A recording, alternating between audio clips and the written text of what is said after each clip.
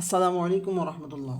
আজকে আমরা পড়ব আলী রাদিয়াল্লাহু তাআলা আনহু এর নির্বাচিত কবিতা। তো শুরুতেই ফাদলুল ইলমি, জ্ঞানের মর্যাদা। চলো আমরা দেখি জ্ঞানের মর্যাদা নিয়ে কি বলেছেন। আন্নাসু, সকল মানুষ, মিন জিহাতি, দিক থেকে, আত্মিমসালি, আকার আকৃতি, আকফাউ, সমান। তাহলে সকল মানুষ আকার আকৃতির দিক থেকে সমান। আবুহুম আদামু, আর তাদের পিতা হচ্ছে আদম আলাইসাল্লাম, ওয়াল উম্মু হাওয়াউ, এবং তাদের মাতা হাওয়া আলাইসাল্লাম। তাহলে আকার আকৃতির দিক থেকে সকল মানুষ সমান, এবং তাদের পিতা এক আদম এবং তাদের মাতাও কি এক হাওয়া, হাওয়া আলাইহিসসালাম। আচ্ছা, এরপর একটা লাইন মিস্টেক হয়েছে, সেটা হচ্ছে ফাইন্নামা উম্মাহাতুন্নাস। ফাইন্নামা, প্রকৃতপক্ষে, উম্মাহাতুন্নাসি, সকল মানুষের মা, মায়েরা। তাহলে সকল মানুষের মায়েরা, আও আয়াতুন মানে পাত্র বা আধার, মুস্তাও দাওয়াতুন এবং সংরক্ষিত। তাহলে সকল মানুষের মায়েরা হচ্ছে কি সংরক্ষিত আধার।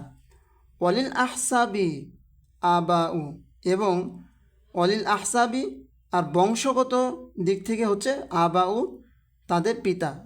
লিল আহসাব মানে কি বংশের জন্য, আবাউ তাদের পিতা। তার মানে কি মানুষের মায়েরা, সকল মানুষের মায়েরা হচ্ছে সংরক্ষিত আধার, আর পিতারা হচ্ছে বংশের জন্য। অর্থাৎ কি আমরা বংশ পরম্পরা পিতাদের দিক থেকে ধরে থাকি, তো সেটাই বলা হচ্ছে যে মায়েরা হচ্ছে সংরক্ষিত আধার, আর পিতারা হচ্ছে বংশের জন্য, পিতারা হচ্ছে বংশের জন্য। এরপর ফাই ইয়াকুন লাহুম, ফাইন যদি, ইয়াকুন লাহুম তাদের থেকেই থাকে, মিন আসলিহিম তাদের উৎসমূলে বা সৃষ্টিমূলে, শারাফুন এমন মর্যাদা, ইউফাখিরুনা বিহি যেই মর্যাদার মাধ্যমে তারা কি গর্ব করতে পারে। অর্থাৎ গর্ব করার মতো মর্যাদা যদি তাদের উৎসমূলে থেকেই থাকে, তাহলে সেটা কি ফাত্তিন ওয়াল মাউ, কাদামাটি এবং পানীয়। তাহলে যদি তাদের উৎসমূলে গর্ব করার মতো কোনো মর্যাদা থেকেই থাকে, সেটা কি কাদামাটি এবং পানীয়। যেরকম কি শয়তান, তার উৎসমূল হচ্ছে কি আগুন। তাহলে শয়তান যেরকম আগুন নিয়ে গর্ব করেছিল, অহংকার করেছিল, ঠিক তেমন মানুষ যদি তার উৎসমূল নিয়ে অহংকার করতে চায়, তাহলে কাদামাটি এবং পানি ছাড়া কিছুই খুঁজে পাবে না। এটাই এই লাইনে বলা হচ্ছে। ওয়াইন আতাইতা, আর যদি তুমি আসো, বিফাখরিন গর্ব নিয়ে। তার মানে কি যদি তুমি গর্ব করো, মিন জাউই দিক থেকে, নাসাবিন বংশগত, অর্থাৎ বংশগত দিক থেকে যদি তুমি গর্ব করো, তাহলে ফাইন্না নিসবাতানা, তাহলে নিশ্চয়ই আমাদের গর্বের সম্পর্কটা, নিসবাতানা মানে কি আমাদের সম্পর্ক, আর এখানে উদ্দেশ্য কি আমাদের গর্বের সম্পর্ক। তাহলে আমাদের গর্বের সম্পর্কটা হচ্ছে জুদুন বদান্যতা বা দানশীলতা, ও আলিয়াউ এবং উচ্চ, সুউচ্চ, তার মানে কি উত্তম চরিত্র।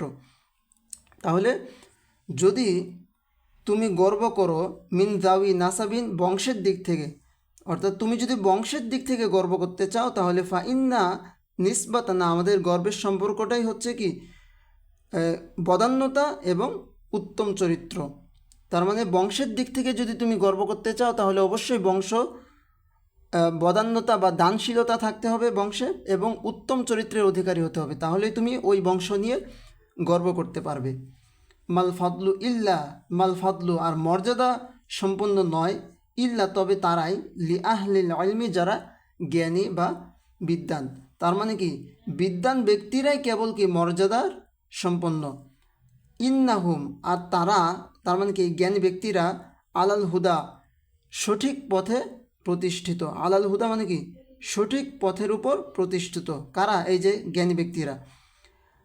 এবং আরও কি লিমানিস তাহদা যারা হেদায়েত তালাশ করে, যারা হেদায়েত অনুসন্ধান করে, সঠিক পথ অনুসন্ধান করে, তাদের জন্য এই জ্ঞানী ব্যক্তিরা কি আদিল্লা ও পথ প্রদর্শক।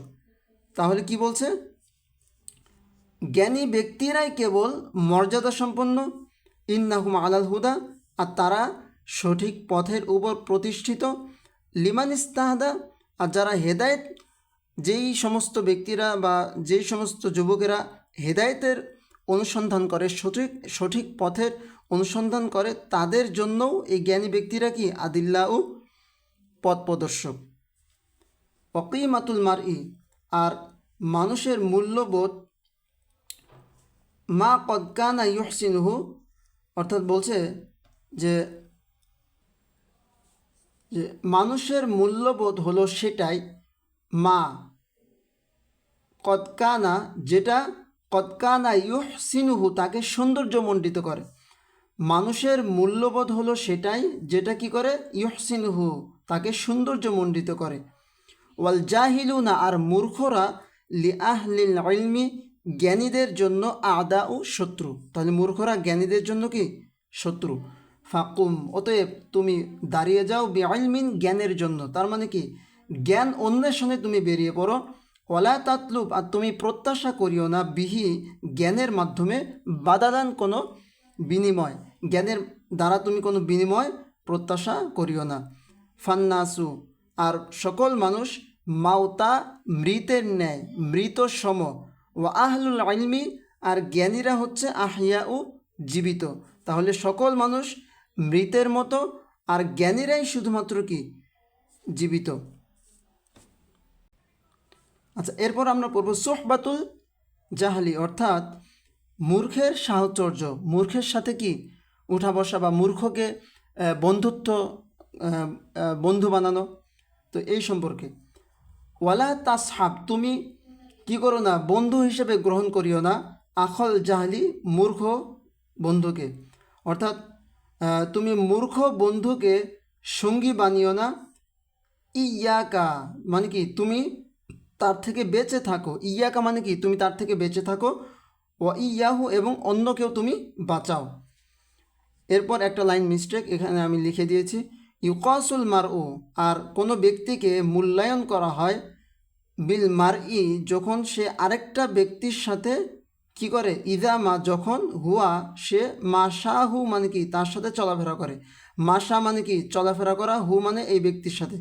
অর্থাৎ ইউকাসুল মারউ, কোনো ব্যক্তিকে মূল্যায়ন করা হয় যখন আরেকটা ব্যক্তির সাথে, বিল মারই আরেকটা ব্যক্তির সাথে, ইজামা যখন, হুয়া এই ব্যক্তিটা, মাশাহু অপর ব্যক্তির সাথে চলাফেরা করে।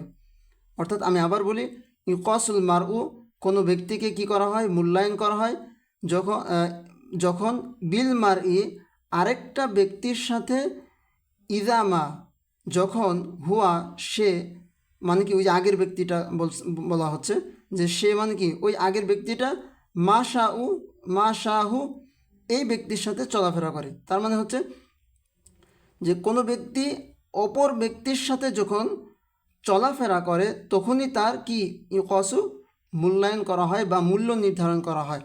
ওয়ালিশাই ই মিনাশাই ই, অনুরূপভাবে একটা বস্তুর সাথে আরেকটা বস্তুর মাকা ইসু মূল্যায়ন করা হয়। ও আশবাহু, কখন, যখন ওই একটা বস্তুর সাথে আরেকটা বস্তুর তুলনা করা হয়। আশবাহু মানে কি তুলনা করা হয়।